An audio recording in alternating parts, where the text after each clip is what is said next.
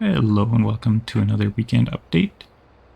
Today we're going to be going over some of the things in the recent Edgewater update that you may have missed, and also where all my different trucks are at. Progress is slow with real life, but we'll cover that when we get there. First up on Edgewater, you may have noticed if you got the update, some of the ground types have changed. Some of those reflect a more realistic look, and some it's to enable something I think a lot of players will be excited about, and we also forgot to mention in the changelog, which we'll get to later on. The other thing is the lentil yield has been boosted a little bit to bring it more in line and more balanced profit-wise with other crops that we've added. And yeah, before it was very low yielding, that to the point that even though it had the highest price, it was still one of the worst crops to make money with. So now it's more in line with the peas and flax, at least, from what I remember.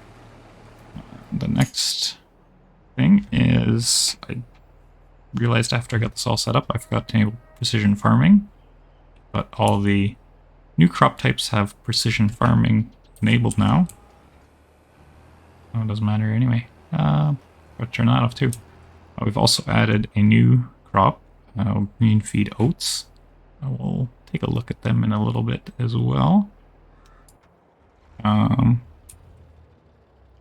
the cow farm, this one is if you create a new save game, you will have this bucket here. If you don't, if you're going on an existing save game, you can just add it in yourself if you want to collect slurry from your cows. I believe, yeah, the liquid manure tank extension. So that's what this little bucket is here. So if you're on an existing save game and you're having slurry issues, just go buy this little $15 bucket, put it around the barn here somewhere. And then if you have, I believe it's... Let's throw that down. We should now... Might have to fast forward some time here. But we should now be able to get slurry from our cows, I think. I don't remember. It's been a long time since I did this. I don't remember exactly how this all works.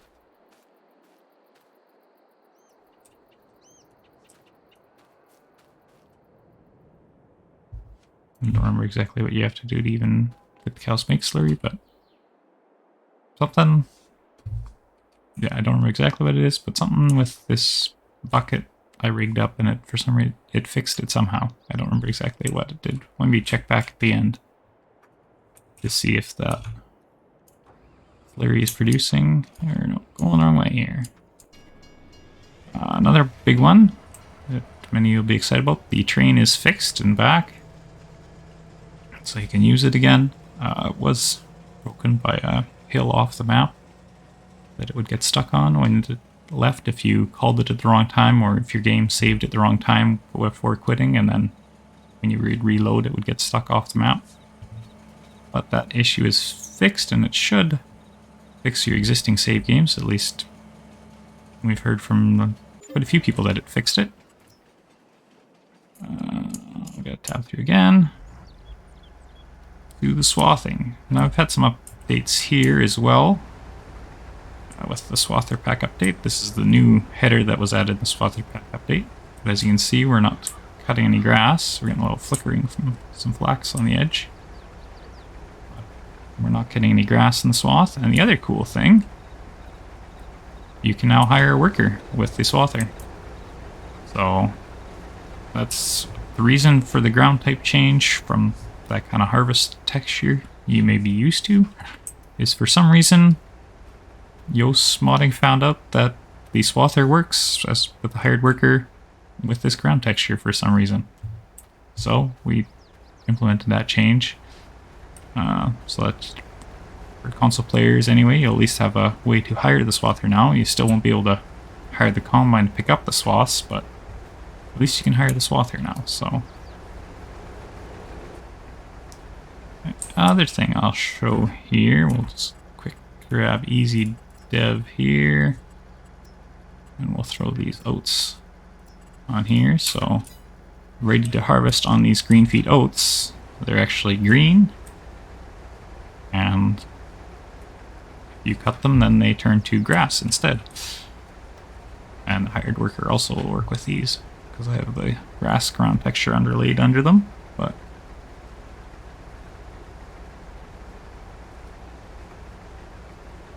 yeah, that's been enabled for that. So the green feed oats is just another option for you to feed your cows or create hay bales if you want. I just use the standard grass fill types. There's no new bale type or anything for this. I figured I'd leave that simple.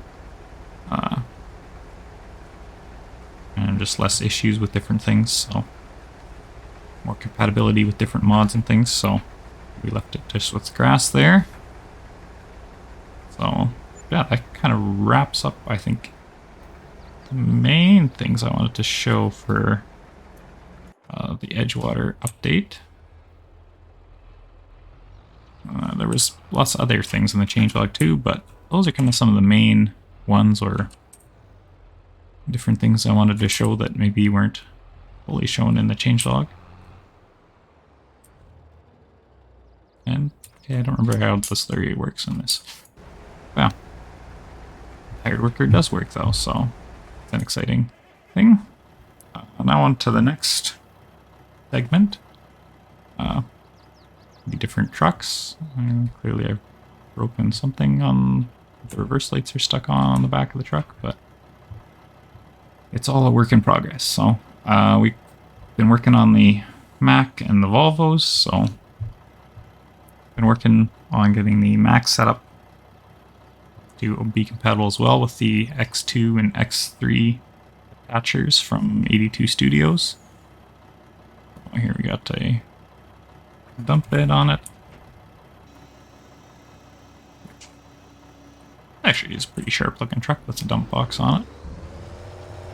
And we've also, for the Mack update, we've got some new sounds, courtesy of Mado.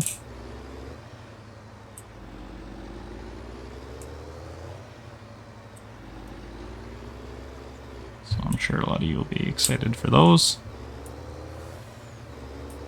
Yeah, I really like how they sound, so I might do some tuning on the transmission on these trucks as well. With the knowledge I've learned doing the Volvo's transmission, it behaves very nicely loaded and unloaded, so that's the Mack. We're adding that. There's also some configurations on that truck. This one I just have here to show some of the textures. Things look a little better now. Trailer's maybe not the greatest example, it's still an old model, but the grill definitely looks a lot better on the truck now. And things like that. And then on the Volvo we've got the X2 and X3 attachments set up. They're not fully done yet, I still gotta fix up some texture things, but... And obviously I've got dual mud flaps and things on the box and truck yet, so there's still lots of little things yet to set up, but we're slowly putting away on it. So that's, yeah, truck. There we go. And the Volvo Semi, which is the same truck, it's just configurations in the shop for everything, so they're completely configurable with lots of different options and things. We'll maybe quick look at some of those on the Volvo as well.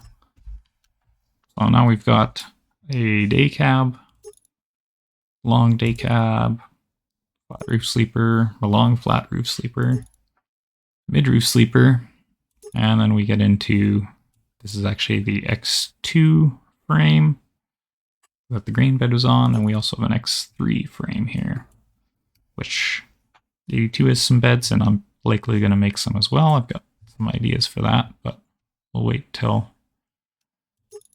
I actually get around to making them.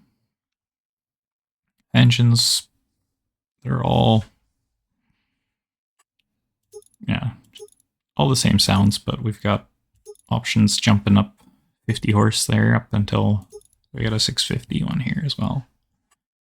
If you really want lots of power and lots of different wheels, steel wheels, and you can go down to the rim color there and pick whatever color you want for those. And then we got a few different rear tire options too that sum up the options there. Front bumper and the grille, so you can put the Volvo logos on if you want a Volvo one, or if you want to kind of have an older white GMC one, you could have it without the logos. You can add the lower part to the bumper as well, or both of those. On the cab roof options, so on the day cab and the flat top sleeper, you can pick between the horns, the visor and horns. And you can add antennas, all the same options with the antennas, and then all the same options with beacons as well. And that's going to be the same on flat roof. Then if we go to the mid roof, we've got a different visor there, that one with the horns, and then the drop visor, or the drop visor with the horns, and then all the same antennas and beacon options there. The exhaust, we've got single curve tall, single straight with the rain cap, single straight tall, dual curve tall, dual straight, and dual straight tall. Rounds out the options there on the exhaust. Rear options, this is going to be, you can have little mud flaps on your quarter fenders there. You can add a deck plate, wet kit with the deck plate, and then the deck plate and the mud flaps, and the wet kit, deck plate, mud flaps. There. Back of cap, you can either choose nothing, you can have put the handles on there, or the fairings, if you wish. Rounds out the options there. The attachers, that's where I haven't finished fully setting this up to the X2 and X3 ones. We also got some fuel tank options, an 85 gallon tanks, and also 150 gallon tanks. So that's more so for you're using the X2 or X3, whichever one, and you got a bed that's something that's hanging down here, whatever, then you can put the short fuel tanks on. Keep it kind of within the cab there. Also, this battery box and that might move yet. I haven't finished setting that up. And then we come down here, we got right now just all the standard color options for the cab. Front fenders, pick a more contrasting color there. Fenders, the roof, and then the bumper. It can all be colored separately, as well as the rims. So that's more so for if you were using these steel wheels there. So yeah, that kind of rounds out all the options there on the Volvo. The Mack, just decided to do the X2, X3 trucks as a separate truck. Still was working on the different frames and all that to set that all up, and I'll likely add a rear attacher option to it as well in the option section. I've also got this one set up with the fender and mud flap options, which I still need to do that to the Volvo yet. So lots going on those. Yeah, I think that kind of rounds out what we're working on. Oh, it's raining now. The wipers are working, so that's good. We'll maybe cruise back to the cow farm in this truck so you can hear the sounds, and then we'll see if that slurry started working yet or not. And then we'll call it a video, but I'll let you have a listen here to these sounds, which are also by Mado.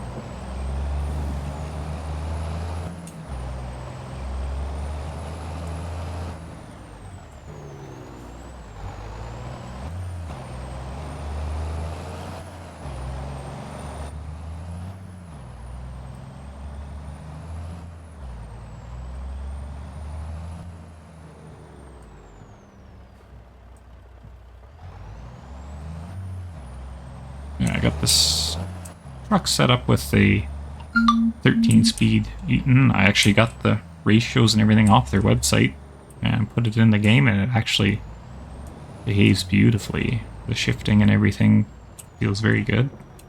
You got the shifter animated there. Yeah, drives really nice with that transmission, so I might switch the Mack also to a 13 instead of an 18 speed.